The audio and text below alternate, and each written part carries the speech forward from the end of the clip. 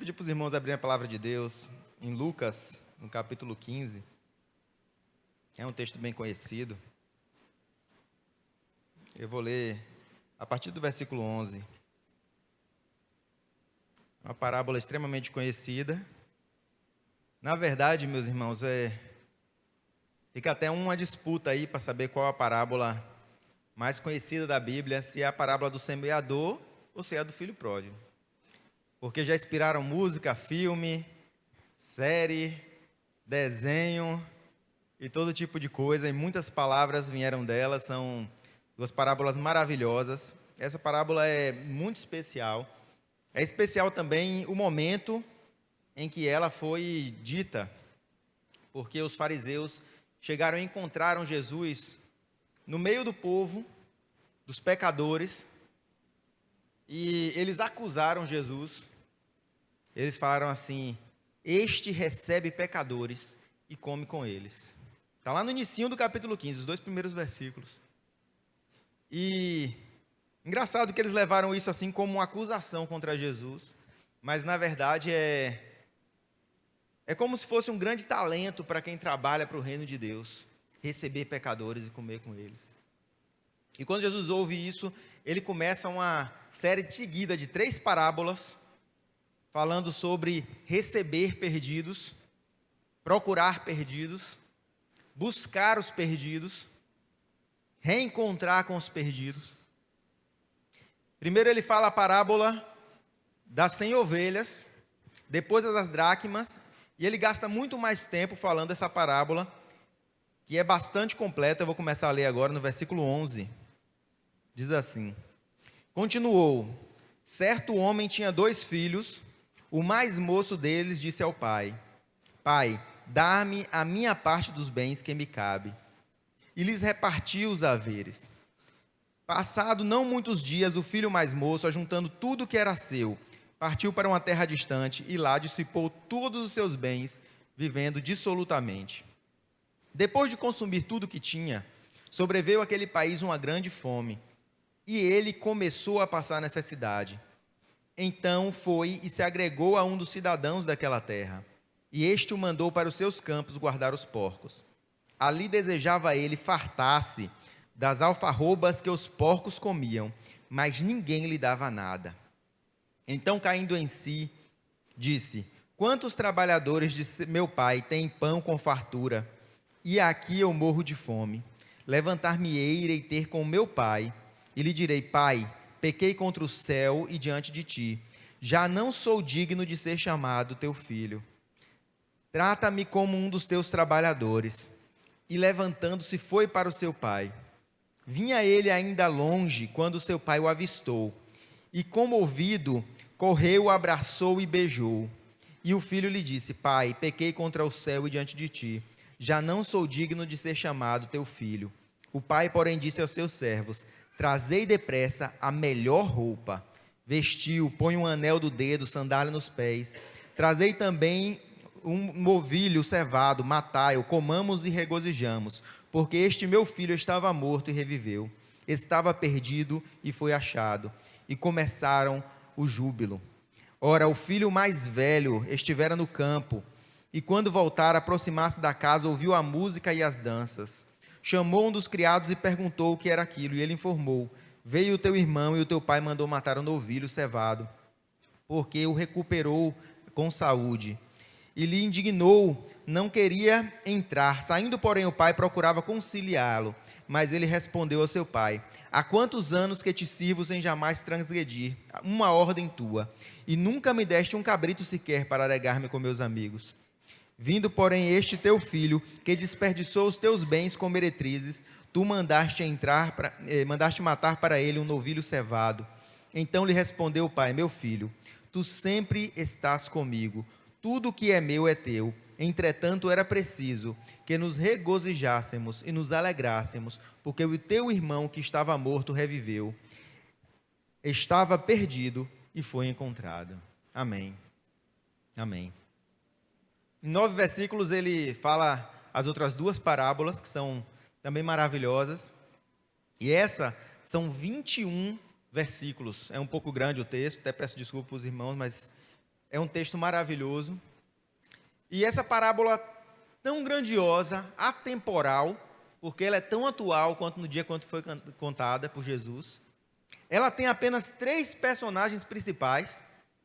É extremamente simples a história, de fácil memorização, extremamente cativante a história e cheia de ensinamentos em cada um dos seus versículos. É realmente impressionante quão poderosa é essa parábola e quantas aplicações ela tem em só 3 personagens: o pai, o filho mais velho e o filho mais novo. Todos os outros personagens são extremamente secundários, dispensáveis na história. Quando a gente é pequeno que assiste o desenho da escola bíblica sobre isso, né? Você até vê vários outros personagens, amigos do filho, e os servos tendo mais, e o fazendeiro, dono dos porcos, mas quando você lê na palavra de Deus, você fala, ué, aqui é tão rapidinho, parece que tudo acontece tão rápido.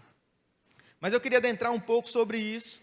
Jesus ouve os seus opositores falando, este recebe pecadores, como se fosse algo terrível, porque eles eram a igreja daquela época e eles desprezavam os pecadores, porque eles tinham a ideia de um pecador como um adversário e não como uma ovelha perdida, e não como uma moeda perdida, e não como um filho perdido.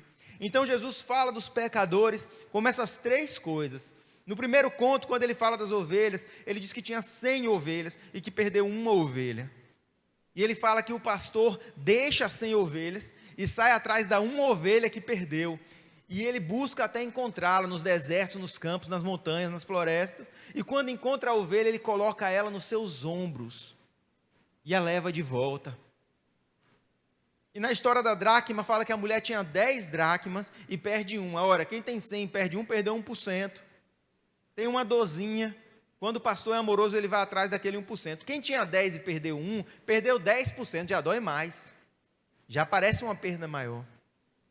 E aquela mulher varre a casa toda, acende uma luz, coloca uma luz sobre as coisas, tem também muito ensinamento sobre isso. Ela coloca a luz sobre as coisas da casa dela, ela vai tirando a sujeira da casa dela, até que ela consegue encontrar a dracma perdida, porque aquela casa tinha um filho que se perdeu. Está falando de uma igreja que perdeu um dos seus membros, e se colocou a luz por que se perdeu, e se varre tirando os motivos pelo qual se perdeu, até que o encontra, e quando encontra ela dá uma festa. Meus irmãos, tem 2 coisas em comum nessas 3 parábolas. Primeira, algo se perdeu. Segunda, no final sempre tem uma festa, pode perceber. É comum na casa de Deus, no final tudo termina em festa. O povo de Deus é festeiro. Eu estou tentando emagrecer já faz uns meses, já não dá, porque é festa o tempo todo dentro da igreja. E a terceira parábola fala de um pai que tinha 2 filhos, e quando ele perdeu um dos seus 2 filhos, ele perdeu 50% do que tinha. Olha só, meus irmãos, é claro que eu falo isso assim, com esse peso, mas o peso de perder um filho é incalculável. Eu acho que não importa quantos filhos o pai tenha, perder um filho é uma dor incalculável. E é exatamente isso que Jesus queria mostrar. Fala assim, olha, essa ovelha daí dói tanto quanto um filho, porque todos esses são os filhos do meu pai. E quando Deus perde um, ele perde um filho. E a dor de perder um filho para uma mãe não importa tanto se ela tem 5, 10, 20 filhos. Ela perder um filho é muita dor. E Deus se alegra quando um desses filhos perdidos é recuperado. Ele se enche de alegria. Apesar de eu querer falar mais agora do pródigo do que do pai. Pródigo é aquele que gasta todos os seus bens de forma compulsiva. É alguém que tem uma compulsão em gastar tudo que tem. Ele só para de gastar quando ele não tem mais nada. De tal forma que hoje em dia, você pode entrar na justiça se você tiver um parente pródigo, você sabia? Você pode entrar na justiça. Se você vê uma pessoa que está gastando tudo, descompensadamente, você vê que ela vai acabar gastando tudo que tem, você pode entrar na justiça e pedir para o juiz considerar ela inapta para gerenciar seus próprios bens. De tão absurda que é a situação. Porque essa pessoa recebe algo, uma herança, ou tem essa quantidade de bens e começa a gastar, e ela não consegue naturalmente parar de gastar aquilo que tem. É uma compulsão, chega a ser uma doença. E quando a palavra de Deus fala de um filho pródigo, ele está falando de alguém que não conseguia parar de gastar o que tinha, aquilo que ele possuía. Ele chega ao seu pai e fala, pai, me dê a minha parte da herança. porque ele já tinha um desejo no seu coração de gastar a sua parte da herança. Era aquilo que ele queria. Ele não conseguia ver as coisas que estavam ali, ele queria usufruir daquilo. E de tanto que ele insistiu, o pai falou tudo bem. E a palavra fala que o pai pegou o que tinha e repartiu entre os 2 filhos. Ora, ela não fala que ele pegou a parte do filho mais novo e entregou na mão do filho mais novo. Não é isso que fala. O que fala é que ele pegou o que tinha e repartiu entre os 2 filhos. O que dá para entender é que o filho mais novo recebeu a sua parte e o filho mais velho também recebeu a sua parte. Porém, o filho mais novo reuniu aquilo que recebeu e se mandou. E foi gastar o que tinha. Quando eles estavam juntos do pai, dava-se a impressão que eles eram ricos, porque o filho falou, olha, dá-me a minha parte porque eu quero viver a minha vida. Então dá a entender que aquilo que ele tinha era suficiente para viver a vida toda, e que o pai era bastante rico. Porque se seu pai tem algumas coisas, você não vai falar assim, dá minha parte, eu vou me mandar porque eu vou viver disso. Eu falo, meu pai não tem o suficiente para eu viver minha vida, talvez eu passe 1, 2 anos, e depois acabou o dinheiro. Mas alguém que fala dessa forma, dá a entender que o pai era demasiadamente rico, e que ele ia conseguir viver o resto da sua vida com as coisas que seu pai lhe daria, com a sua herança. Esse era o plano, porque senão esse plano não faz sentido. Não, eu vou gastar toda a minha parte, depois eu vou ficar na pior. Ninguém faz um plano desse. Então o pai divide o que tem entre os seus filhos, que podem ser 2, na parábola do filho pródigo, pode ser 10, na parábola das dracmas, ou podem ser 100 na parábola da ovelha, ou podem ser muitos e muitos como as estrelas na nossa vida, porque Deus fala que a descendência de Abraão seria como as estrelas. Mesmo assim, dividindo entre todos esses, a infinitude da riqueza de Deus parece tão grande que não se acabaria nenhum deles. E o filho fala, a parte que eu recebi é grande o suficiente para que eu possa viver o resto de minha vida. Porém, quando você vai ao texto, logo depois que ele sai, a palavra falou em um versículo só, e gastou tudo. E você toma até um choque. Eu falei, esse homem não era tão rico a ponto de pensar e planejar viver a vida toda, mas no estalar de dedos ele gasta tudo. E às vezes a interpretação disso é que ele deu dinheiro para um bocado de gente, que ele queimou dinheiro de uma forma realmente descompensada, que ele realmente destruiu o que tinha de maneira assim, como um louco mesmo, como uma pessoa totalmente desequilibrada. O que contrasta completamente com todas as atitudes que ele toma, com a maneira dele de pensar. Ele não parece ser uma pessoa desequilibrada em outro momento. Ele parece ser avarento, porque ele pede sua parte ao pai. Mas em nenhum outro momento ele parece ser desequilibrado. Se você fizer uma interpretação psicológica do filho mais novo, de forma alguma ele parece ser uma pessoa sem noção, uma pessoa louca. Você vê logo depois pelo que ele fala com o pai, ele pondera a sua situação, fala, eu não mereço mais ser filho. Ele, quando termina o dinheiro, ele não volta correndo para o pai. Primeiro ele tenta trabalhar, ele tenta procurar alguma coisa. Ora, depois de ele receber a herança, ele não sai correndo. A palavra diz que ele passa alguns dias planejando a sua saída. O que demonstra que ele tem sim um entendimento, que ele tem sim sabedoria. Mas quando ele se afasta com o pai, ele gasta tudo em um versículo. Claro, a gente não sabe quantos anos se passaram, mas a luz que Jesus traz essa história tem outro significado. Quando ele retorna, ele encontra o pai, não com metade do que o pai tinha, mas ele encontra da mesma forma, com as mesmas riquezas, com a ideia de infinitude. E ele fala assim para o pai, eu não mereço mais. E o pai falou, traga melhor roupa, eu vou falar sobre isso daqui a pouco. E coloca um anel no dedo dele. E o pai parece que está da mesma forma, ou até mais rico do que antes, mesmo tendo dado metade de tudo que tinha para esse filho. Claramente, este pai relatado aqui é Deus. E quando Deus dá algo a alguém, Deus não fica com menos. Muito pelo contrário. Jesus ele tem uma matemática muito engraçada. Toda vez que Jesus divide algo, isso multiplica. Toda vez que Jesus divide algo, multiplica. Jesus vai dividir o pão. E o pessoal fala assim, Jesus, tu só tem 5 pães e 2 peixes. São 4.000 homens, mais mulher, mais criança. Não vai dar. E Jesus resolve a situação do não vai dar, falando assim, então divide. E ele fala, Jesus, não vai dar. E ele diz, então, divide. mas é pouco, não vai dar. E Jesus fala, divide, é só isso. E aquilo que parecia que não ia dar, quando vai se dividindo, vai se multiplicando. Ora, mesmo antes de Jesus vir, já tinha acontecido isso com a viúva e a vasilha de azeite. Ela disse, eu tenho um pouco de azeite em uma botija, ela nem está cheia. E o profeta fala, reúne vasilhas, muitas vasilhas. E divide o azeite, pouco da botija, nas muitas vasilhas maiores que a botija.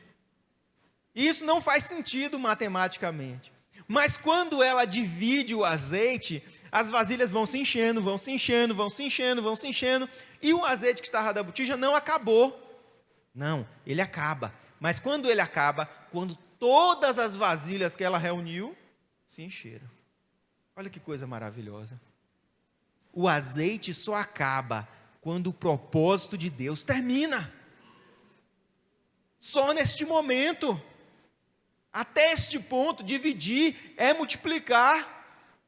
Porque quem tem pouco com o Senhor tem muito, porque tem o suficiente. Não porque o suficiente é o pouco que tem, o suficiente é o Senhor que está com ele. Este é o segredo da fortuna do filho pródigo. Ela acabou rápido, porque ele não estava próximo ao Pai.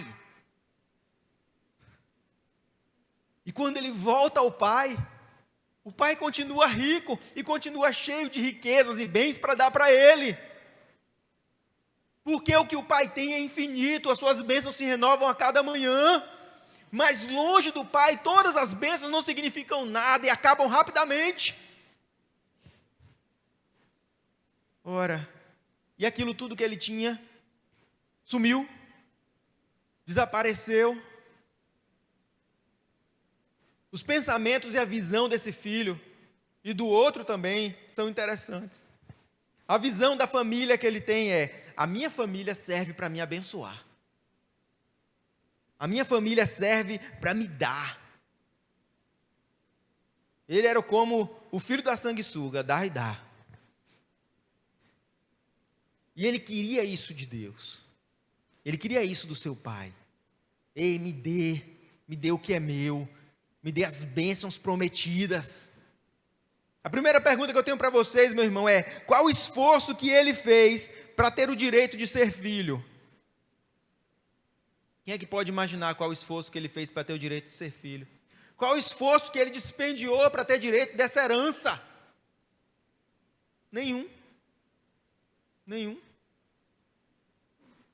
Nós temos filhos e nós sabemos que tudo que nós temos daríamos para os nossos filhos, sem pestanejar, com alegria, porque o filho, ele é merecedor da herança, mesmo sem ter feito nada.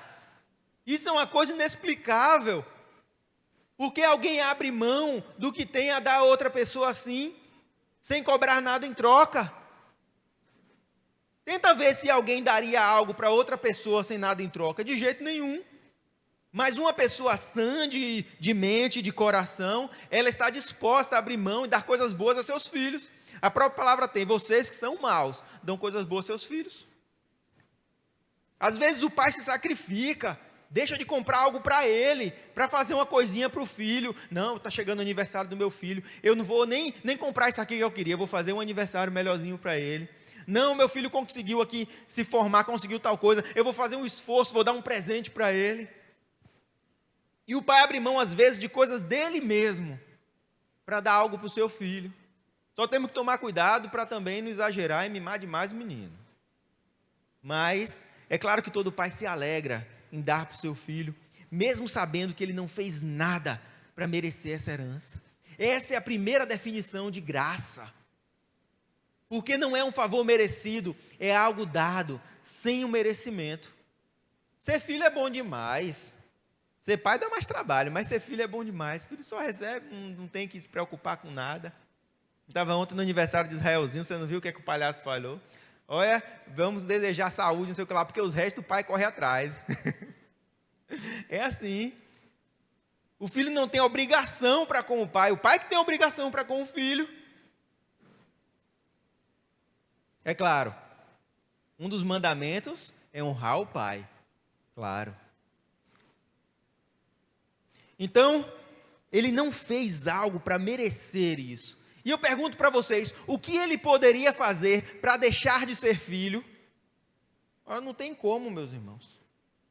Pela dureza de coração, alguém pode virar para outra pessoa e falar assim: olha, eu não te considero mais meu filho. Mas com certeza existe um problema muito grande nessa família. Porque naturalmente, nada que um filho possa fazer, vai fazer ele deixar de ser filho. Por mais que o filho apronte, por mais que ele talvez não honre seu pai, ainda existe um sentimento muito forte, muito difícil de ser quebrado. O sentimento de quando um pai olha para um filho. O amor de um pai, o amor de uma mãe não pode ser explicado nem pela ciência. É uma coisa acima. Alguém capaz de dar a vida ao outro. E nada do que ele fez tirou o posto dele de ser filho. No entendimento dele, que era um entendimento carnal, ele entendeu: a herança do meu pai é mais valiosa do que a presença do meu pai. E ele pegou a herança do pai dele e se mandou. E depois desse mesmo entendimento carnal, ele pensou: como eu tenho muitas coisas, eu sou muito grande. Eu sou muito poderoso. E essas coisas que eu tenho vai durar a minha vida toda. E as bênçãos que eu conquistei do meu pai são maiores do que ele, porque agora eu posso viver a minha vida toda com as bênçãos sem o pai. E errou por uma segunda vez. E ele erra uma terceira vez, quando ele vai retornar ao pai e fala assim: eu já não sou digno de ser chamado de filho. Esse talvez seja o maior erro dele. Porque Deus não nos ama pelo que nós temos. Ele nos ama pelo que Ele é. Ele é pai de natureza. Ele ama os seus filhos. Ele entregou Jesus, seu bem mais precioso, para morrer por nós. O mais importante, meus irmãos, não é aquilo que nós temos. A verdade é que o mais importante nem é aquilo que nós somos, como muito fala. O mais importante é quanto estamos próximos deste Pai. Quanto estamos próximos dele. Porque aquele bandido estava na cruz, ao lado de Jesus. E eu te pergunto, o que é que ele tinha? Nada. E quem ele era? Ninguém. Mas Jesus virou para ele e falou: hoje mesmo estarei contigo na glória. Hoje mesmo. Olha, ele teve muita sorte, meus irmãos. Não pelo que ele tinha, nem pelo que ele era. Como muitos estão falando: o que importa é quem você é, veja o que você é. Meus irmãos, nós não temos nada de bem para oferecer a Deus, não, nada de bom. O que nós somos carentes da misericórdia e da graça de Deus. Quando o anjo chega até Maria e fala para ela que ela vai dar luz a um filho, ela faz uma pergunta muito coerente. Ela fala assim: como isso vai suceder? O que eu preciso fazer para isso? E o anjo responde a ela: descerá sobre ti o Espírito Santo e será envolta do poder do Altíssimo. O que ela precisava fazer? Nada. Quando nós pedimos algo para nós na Bíblia, você pode ver isso em vários versículos, normalmente Deus quer que a gente faça alguma coisa. Às vezes nem está ligado ao que nós estamos pedindo, mas Ele quer para provar a nossa fé. Quando Naamã chega para ser curado, ele mesmo fala: eu pensei que eu não precisaria fazer nada, que você ia me ungir, colocar a mão sobre mim, clamar ao Senhor e eu seria curado. Mas ele fala: vai lá e dá 7 mergulhos. Jesus normalmente costumava fazer isso. Ele suja o olho do cego de lodo e fala: vai se lavar ali. Ele chegou para aquelas pessoas e falava: vão se mostrar para os leprosos. Ele fala: vão se mostrar para o sacerdote, manda ele examiná-los vocês. Ele sempre dava uma funçãozinha, mesmo que não tivesse ligado, para que a pessoa tivesse uma ação, uma atitude. Mas quando é para fazer a obra de Deus, Ele não pede nada da gente, não. Só se coloca no lugar. Só isso. Moisés fala para ele: Senhor, nós estamos cercados, mata na frente, o inimigo está atrás, o que devo fazer? O povo vai perecer. E Deus fala para ele: por que clamas a mim? Mande o povo marchar. O que a gente vai fazer? Vamos construir barcos para atravessar o mar? Vamos criar asas e voar? Vamos negociar com o inimigo? E Deus fala para ele: só marcha. Só faz isso. Para Maria, o que é que eu vou fazer? Só aceita que tu vai ser usado por Deus. Porque se a obra é dele, ele que faz. Ele que executa. Isso é graça. Nós temos participantes disso, sem termos mérito algum. Eu sei que tem muito coach hoje que fala que você tem que ter, outros falam que você tem que ser. Você tem que estar assim com Deus, e é só isso, meu irmão. É só isso.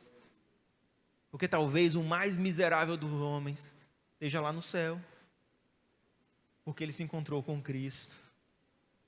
E quanto menor ele é, maior Cristo pode ser na vida dele. Ou não é o orgulho a raiz de todo pecado? A soberba, o início de toda a queda. E a visão de família do irmão mais velho era: se ele abandonou a família, eu não tenho mais nada a ver com ele. E diferente do pai, que não conseguiu deixar de olhar aquele como filho, o irmão conseguiu deixar de olhar ele como irmão. E é aí que nós voltamos para o início do texto, do capítulo 15, quando as pessoas olham para Jesus e falam: este recebe pecadores. Porque Jesus não conseguia deixar de olhar para aqueles pecadores como filhos, mas a igreja conseguiu deixar de olhar-os como irmãos. E isso trouxe uma agonia no coração de Jesus. Isso trouxe as parábolas. Como podemos deixar de olhar aquele que nos abandonou como irmãos?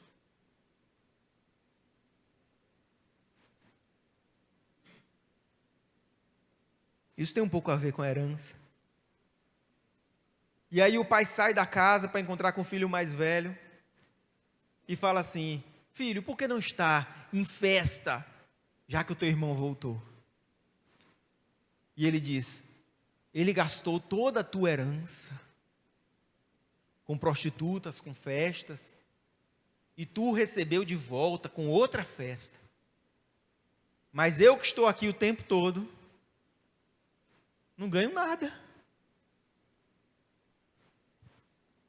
E aí vamos para outro problema, referente à herança de Deus. Porque a herança de Deus não se trata de uma herança material, mas de algo espiritual. Quando ele vai falar sobre paz, por exemplo, ele fala: não dou a paz como o mundo a dá, mas eu vos deixo a paz. A minha paz eu vos dou, não como o mundo a dá. Ainda assim, meus irmãos, a paz de Deus, ela supera a paz do mundo. Eu vou falar um pouquinho sobre isso, para nós entendermos a mentalidade do filho mais velho. Quando Deus nos dá paz, essa paz precede todo entendimento. Porque alguém que tem paz hoje, segundo o mundo, ele a tem porque, provavelmente, está bem de saúde, está bem financeiramente, né? Está bem financeiramente, e está no lugar que não tem uma guerra, não tem um problema político sério. Então, socialmente, financeiramente e da parte de saúde, essa pessoa vai bem. E ela chama esta situação de paz. Chama essa situação aí de paz. Não, eu estou em paz. Não tem nada de errado comigo. Não tenho problema nenhum. Eu estou em paz. E esse entendimento humano contrasta com o entendimento da Bíblia de paz. Porque a paz da Bíblia não depende do que nós temos e nem do que nós somos. Depende apenas da nossa proximidade com Deus. Isso é dito várias vezes na Bíblia. Um texto que eu acho mais legal sobre isso é quando Pedro dorme no dia anterior a ser executado. A palavra é essa mesmo, pastor. No dia anterior de ser executado, Pedro adormece na prisão, um sono profundo. O anjo vai lá chamar ele, tem que sacudir o homem para acordar. Sabe por quê? Porque ele tem paz. Mesmo passando por todas aquelas aflições, ele tem paz. Ele não tem dinheiro algum. A sua saúde não estava lá essa coisa, ele estava malnutrido, não estava comendo direito. Ele ia morrer no dia seguinte. E ele estava cheio de paz. Isso contrasta com Pedro anterior, lá no barco, desesperado com a tempestade. Viu Jesus dormindo, falou: Senhor, tu não se importa que pereçamos? Olha o tanto que Pedro evoluiu. Ei, Pedro, você depende das circunstâncias para estar em paz? É disso que você depende, das circunstâncias para estar em paz? Então você ainda não se converteu, Pedro. Acorda, a tua paz não depende das circunstâncias, a tua paz depende da minha presença. Mas quer ver mais? Vamos lá. Salmos 23.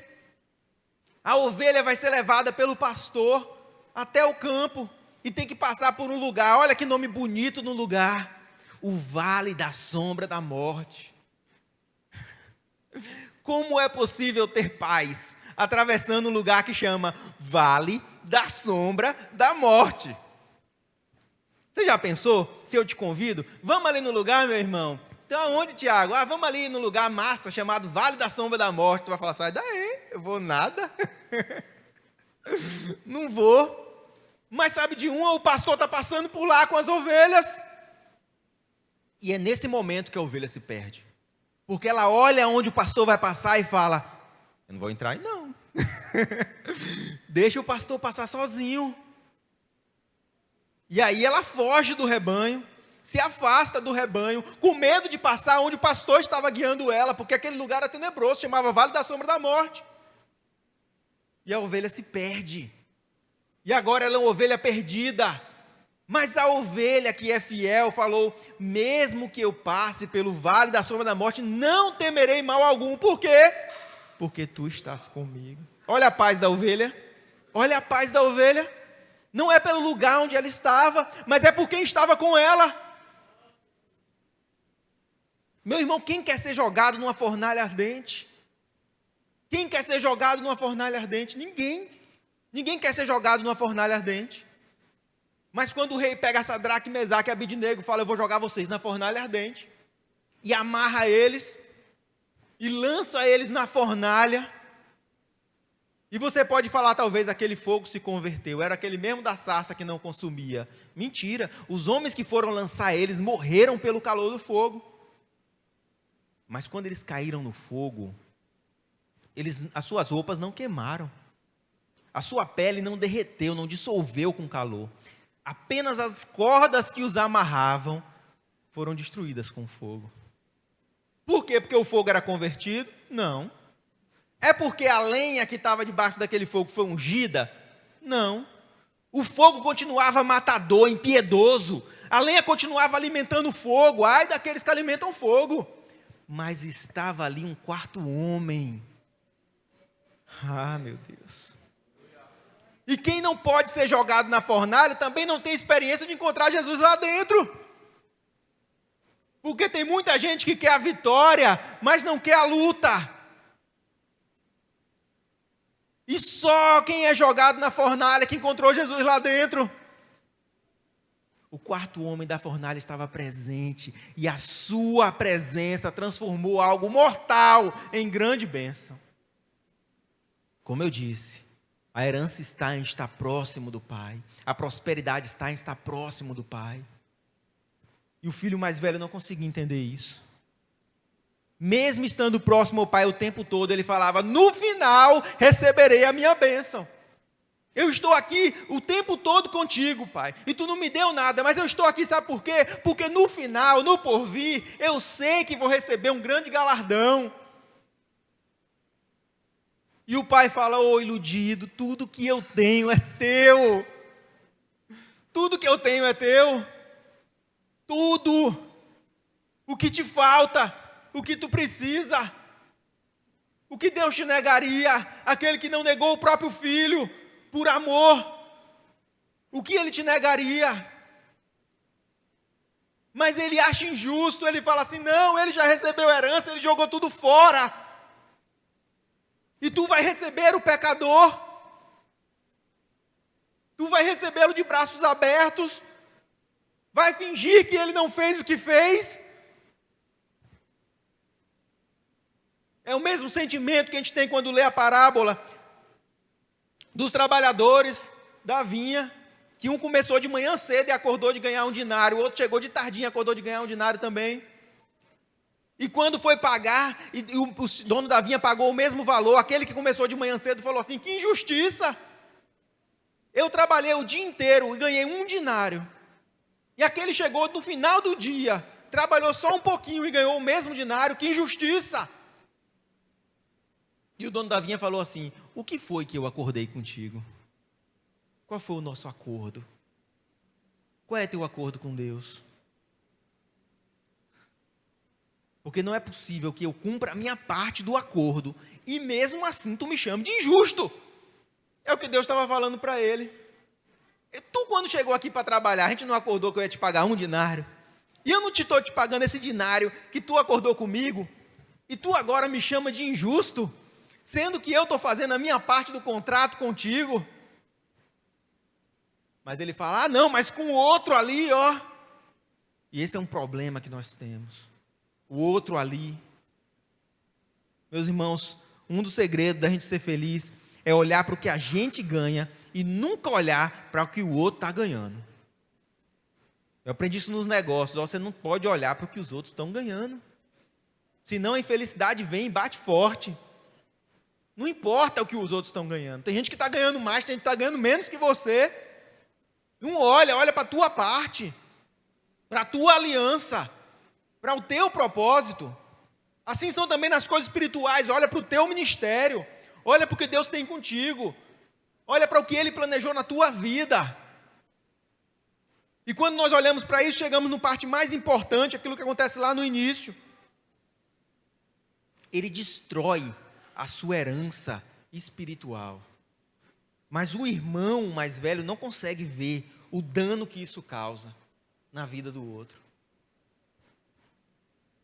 A gente lembra muito da história de Esaú. Esaú pega a sua primogenitura e vende por um prato de lentilhas. Esaú tinha direito a 2/3 da herança do seu pai, por ser primogênito. E nós sabíamos que Isaac era muito rico, porque herdou tudo que Abraão tinha. E Abraão era tão rico que quando os reis entravam em guerra, chamava Abraão para ajudar. Porque ele era muito rico. Ele era comparado a um rei. Isaac herdou tudo. E sabe o que Isaac fez com tudo que herdou do pai? Ele multiplicou. Porque todo lugar que Isaac cavava, brotava água, mesmo em meio ao deserto. E a água é o bem mais valioso do deserto. Então Esaú vende a sua primogenitura por um prato de lentilhas, por algo fútil. No final das contas, meus irmãos, Esaú, que ia ganhar 2/3 de tudo que Isaac tinha, acaba ganhando os 3/3 de tudo que Isaac tinha. Ou seja, para o mundo físico, ele saiu na vantagem. Ele não só comeu o prato de lentilha, como ele ainda ficou com a parte dele e com a parte do irmão da herança. Mas eu pergunto para vocês, quem era mais próximo, Jacó ou Esaú? Porque no meio natural, Esaú saiu com a parte importante. Mas quando nós olhamos para o meio espiritual, quem se aproximou de Deus foi Jacó. E a proximidade com o Pai traz prosperidade. Prosperidade sem medida. Prosperidade abundante. De tal forma que tudo que Jacó fazia agora dava certo e prosperava e rendia. E ele conquistava todo lugar que pisava. E ele se tornou um homem poderoso saindo do nada. Porque ele estava próximo de Deus.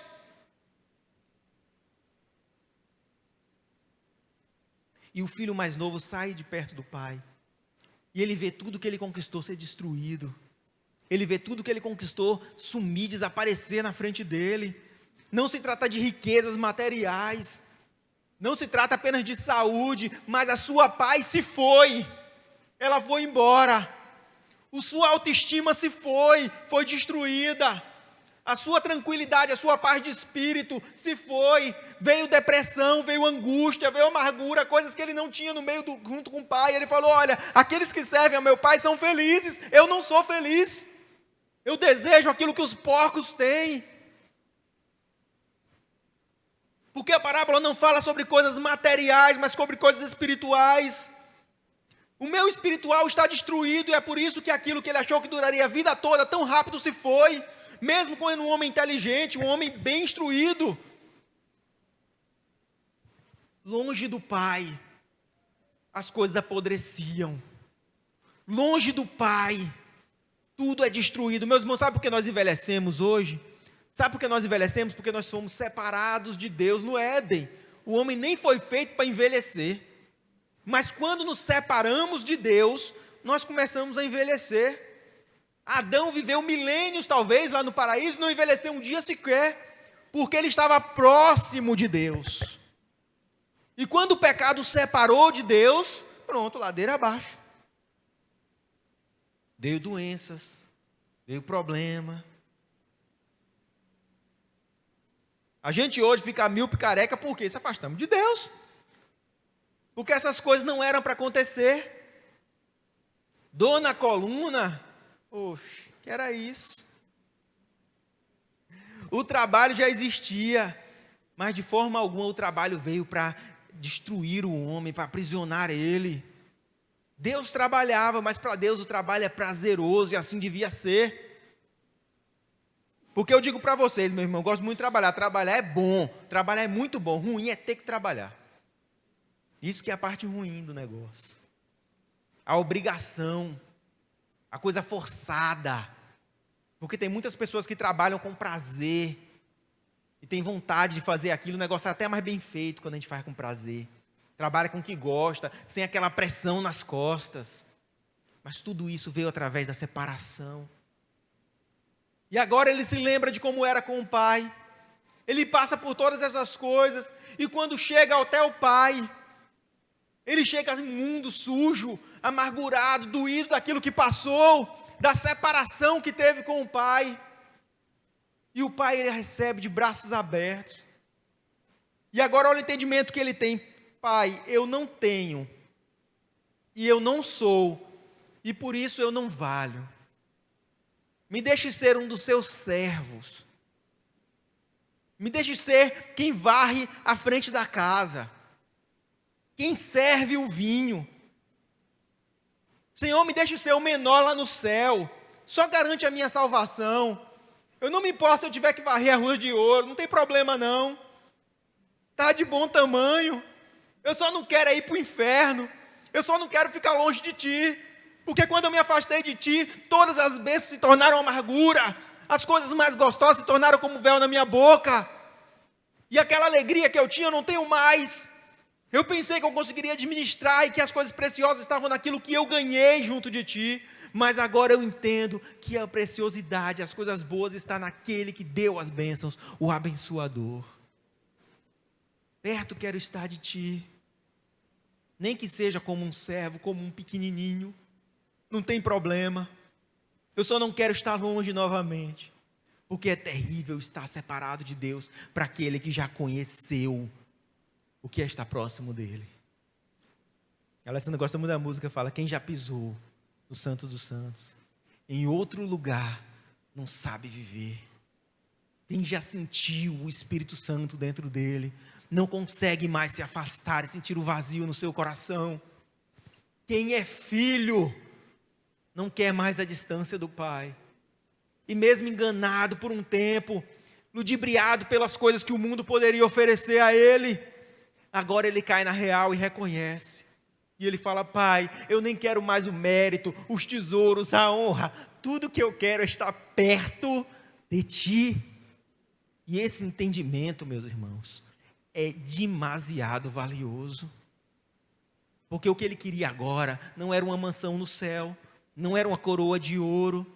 O que ele queria agora não era uma grande saúde. O que ele queria era estar perto do Pai.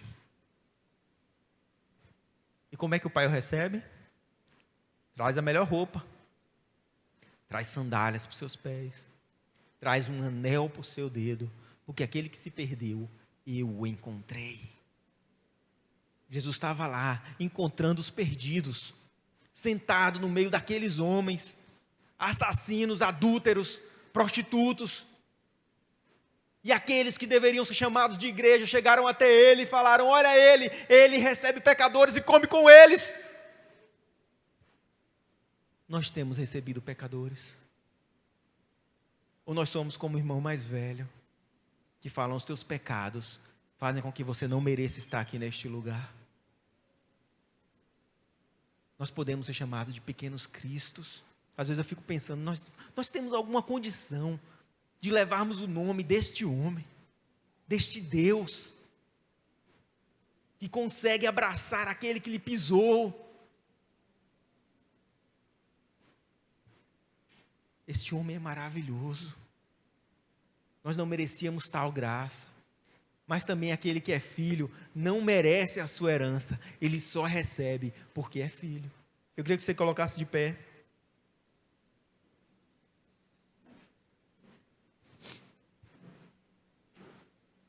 Aí o pai fala, tudo que eu tenho é teu.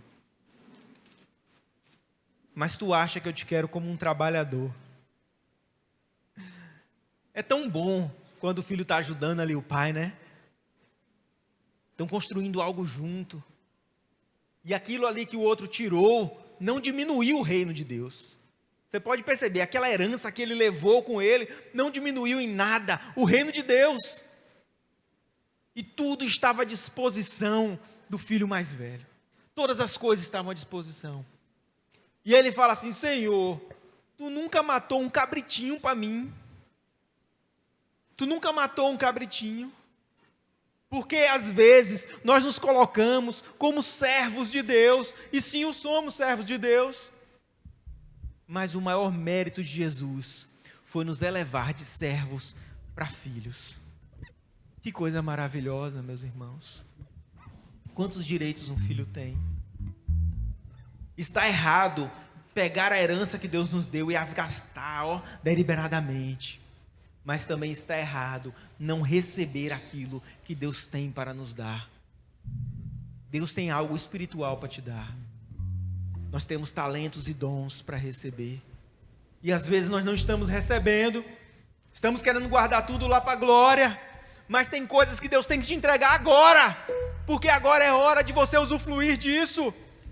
Olha, mais tarde, quando for velho, o filho vai falar, olha, eu passei a vida toda trabalhando e não aproveitei nada que o meu pai tinha para me dar. Eu passei a vida toda aqui trabalhando e não pude aproveitar as coisas. Eu não estou falando aqui de coisas materiais, porque essas pouco importam, eu estou falando de coisas espirituais. Eu sei que você anseia o momento que você vai estar no céu pulando de nuvem em nuvem, e sabe Deus que capacidades nós teremos. Mas aqui também é lugar de usufruir daquilo que Deus tem para você. Ele tem um plano, Ele tem uma história, Ele tem um ministério. Chega de ser só aquilo, sentado, parado. Está na hora de tomar posse daquilo que Deus tem para te dar. Não é apenas um cordeirinho, uma cabritinha que vai morrer, para que você dê um banquete. Mas Deus está pronto para encher a tua vida de bênçãos. E elas durarão o tanto quanto você caminhar com o Pai. Cercado de inimigos, o salmista escreve, prepara uma mesa perante mim, na presença dos meus inimigos. Por que alguém prepararia uma mesa na presença dos inimigos? Por que alguém faria isso? Apenas para ungir a cabeça dele com óleo e fazer o seu cálice transbordar. Apenas para mostrar que a vitória está diante dos inimigos e não escondido nas cavernas. Deus não nos chamou para se esconder em cavernas. Ele precisa nos mostrar para que a gente tenha vitória. Nós precisamos agir e colocar nossa cara lá fora, porque de forma diferente não ganharemos, não venceremos. Se não lutarmos, não há vitória, meus irmãos. Talvez passemos a vida toda aqui, escondidos dentro de cavernas, e não teremos galardão de filho, mesmo tendo trabalhando. Por quê? Porque estávamos escondidos. É hora de nos mostrarmos. E tenha certeza de uma coisa: vai onde Deus te mandar. Mesmo que seja o vale da sombra da morte, eu sei que o nome é feio e que ninguém quer ali. Mesmo que seja a fornalha ardente, quando Cristo está presente, meus irmãos, a paz reina. Não é a paz do mundo, não é como o mundo dá, mas Cristo dá a paz. A paz verdadeira não depende do que você tem, nem do que você é, e não depende de circunstâncias externas, depende apenas de você e Deus. Só dessa ligação, só da ligação. O pai disse: você é meu filho e tudo que eu tenho é teu. Agora o que ele tem?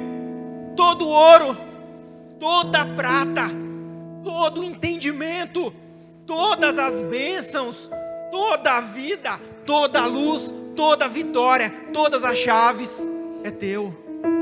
Toma posse, vai em frente, Deus te deu. Você é filho, não porque você mereceu, ou porque eu mereci, mas porque Cristo mereceu por nós. Amém?